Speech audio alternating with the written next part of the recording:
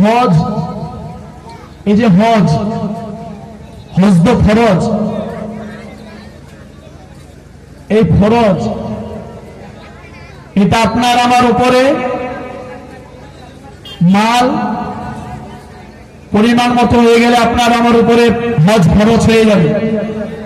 কিন্তু তার থেকে কিছু গুরুত্বপূর্ণ জিনিস আছে যেগুলো আমরা বিনা অর্থে বিনা টাকায় আমরা হজের সওয়াব পাবো।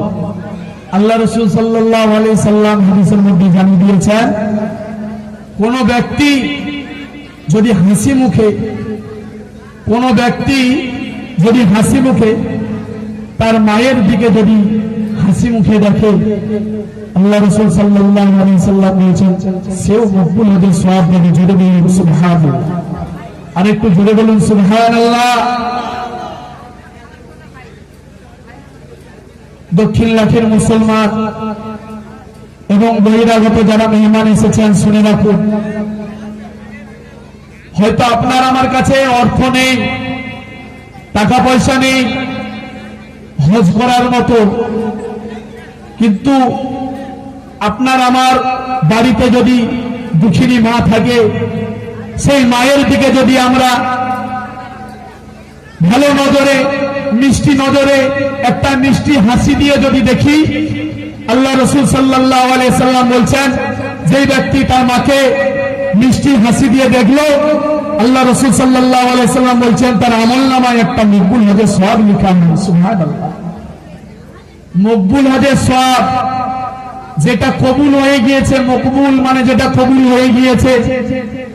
আপনি আমি টাকা খরচ করে মক্কা মদিনাতে গেলেও আপনার আমার নিয়ত যদি সঠিক না থাকে, ও আল্লাহ তাআলার দরবারে হজ কবুল হবে কিনা কোনো ঠিক নেই, কোনো গ্যারান্টি নেই।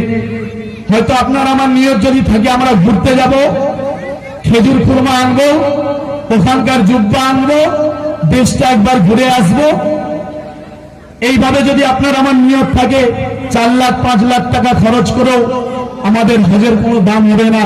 কিন্তু নবী সাল্লাল্লাহু আলাইহি সাল্লাম বলেছেন যে ব্যক্তি তার মায়ের দিকে সুনজরে মিষ্টি হাসি দিয়ে যদি দেখে, রাসূল সাল্লাল্লাহু আলাইহি সাল্লাম বলেছেন যে ব্যক্তি দেখলো তার আমলনামায় আল্লাহ তাআলা একটা মকবুল হজের সওয়াব লিখে দেন। সুবহানাল্লাহ। যে মাকে দেখলো সে হজের সওয়াব পাবে, যে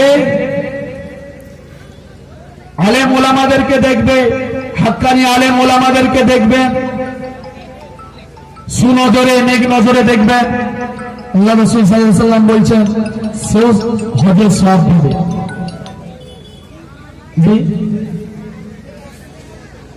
চারটে জিনিস দেখলে হজের সওয়াব পাওয়া যায়।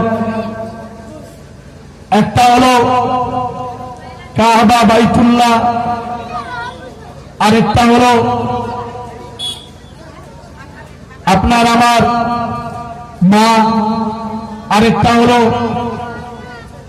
হাক্কানি ওলামায়ে কেরাম, আরেকটা হলো কেউ যদি নেক নজরে কোরআনের দিকে দেখে তাহলে সেও মকবুল হজের সওয়াব পাবে।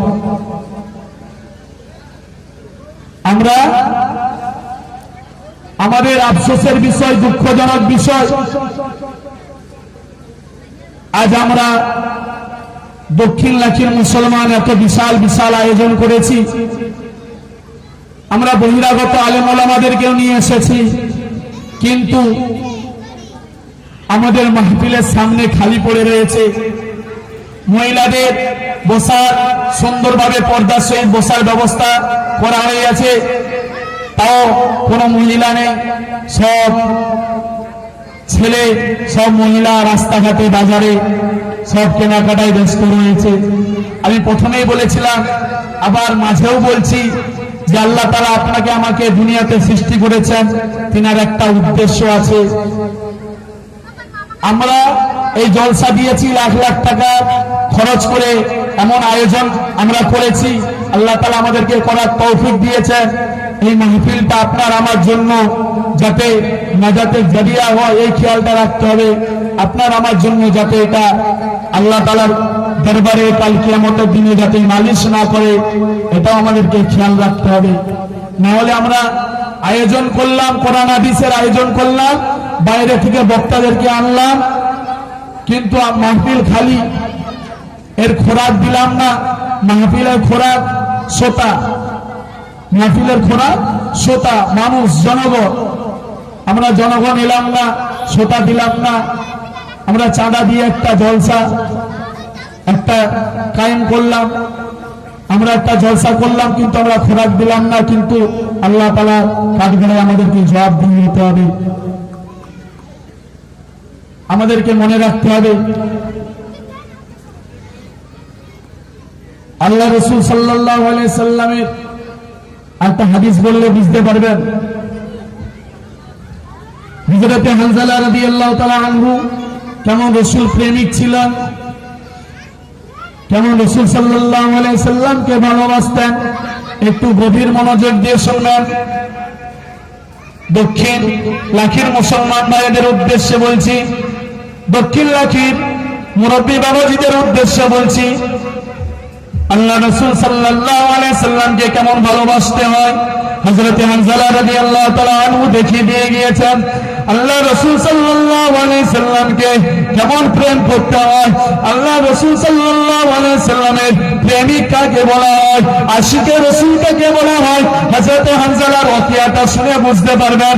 হযরত হানজালার ওয়াকিয়াটা পড়ুন, বুঝতে পারবেন। হযরত হানজালা রাদিয়াল্লাহু তাআলা আনহু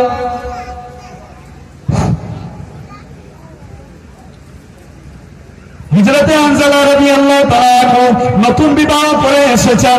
কে যেন গিয়ে বলল, হযরতে হানজালা রাদিয়াল্লাহু তাআলা আনহু আপনার আমার রাসূল দো জাহানের বাদশা জনাবে মুহাম্মদুর রাসূলুল্লাহ